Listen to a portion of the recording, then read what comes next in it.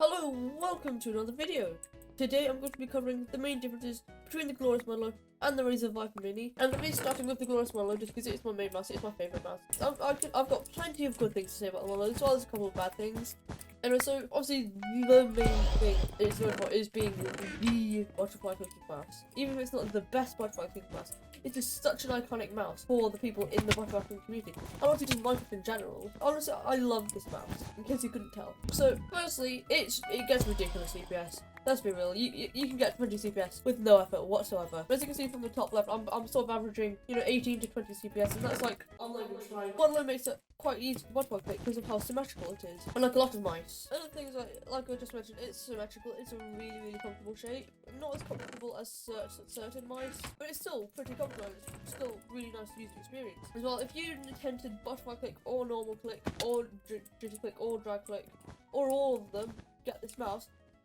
Unless you intend to exclusively jitter click, because then I'd just recommend getting some other mouse like the Jupo Wireless or Jupo Superlight, because it's got a better shape and it's probably even better than the Modelo. Now, one flaw with the Modelo, and it's honestly one of the only flaws I can think of, it's just the build quality is less than ideal. Like, you're going to be using the mouse and it can fall apart on you. I mean, I'll be honest, that's a bit of an exaggeration. It doesn't just fall apart, but like, it's kind of got a tendency of breaking certain parts. Like the wire used to get crippled after a while.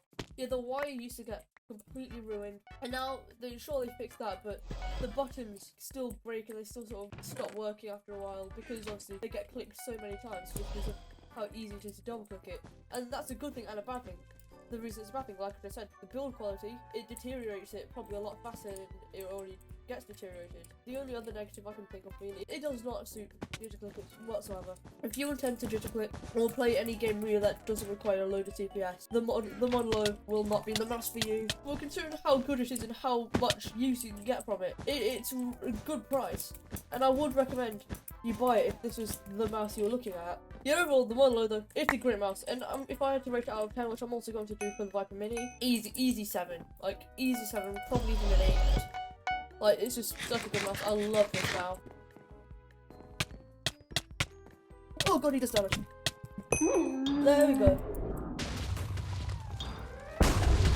And now we're moving on to the Razer Viper Mini. Another, honestly, really good mouse. And unlike the Modelo as well, this one is actually good. Basically half the price, honestly. And it does a lot better in certain aspects. So I want to talk about one of the main ones I think is it feels so nice in your hands. The texture of it is wonderful, and the button press feels so smooth, unlike the Modelo. Now, the only complaint really I have about this mouse, obviously, is it doesn't double click. If it double clicked, I would make this mouse so hard.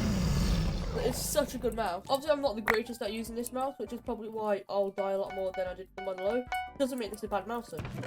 Anyway, another thing it does really well is the build quality on this mouse. It is such a stable mouse. I've had this mouse for a year and a half now. So far, I've never had a problem with it, aside from I've never really had any massive issues with this mouse in terms of the quality. And I do want to give this mouse the best chance it has. I just can't jitter click with it. That's not the mouse's part, that's just me being bad. Another thing as well is, because obviously it's a small mouse, if your hands are tiny, you're probably not going to be able to use them alone, but this mouse is just so good. It kind of fits every hand size, honestly. Like, I mean, it's good for the people with small hand size, but me, I've got pretty big hands, but like, it still feels really comfortable, despite my hand being twice the size of the mouse. Well, the shape of it is so good. Like, it's another really comfortable shape. Obviously, it does depend on what your personal preference is.